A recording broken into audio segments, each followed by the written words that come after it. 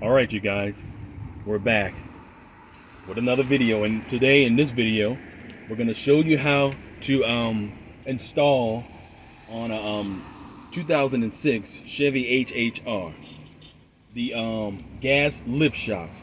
So basically, it's just the hydraulic pumps on the trunk. So the mechanics try to make it so complicated, but in this video, I'm gonna really show you just how simple and easy it is. You can basically do it on your own. So we're not gonna waste any more time, my peeps. We're gonna get right into the video. All right. So what you're gonna need is a one flathead screwdriver, and to come around here, I'm gonna show you how to take this. You're gonna pull this clip up right here. Notice that? All right.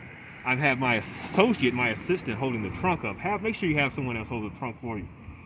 These shocks have been pre-installed already. These are already new shocks. I'm just going to show you how to install them. All right. So again, you take the screwdriver, you pull that clip down like so. You don't really have to pull it up. It just slides down. And you take your thumb and you slide it back down. All right. Then you take that shock and you reinstall it by clipping it on like so. And there you go. Now let's go to the other side.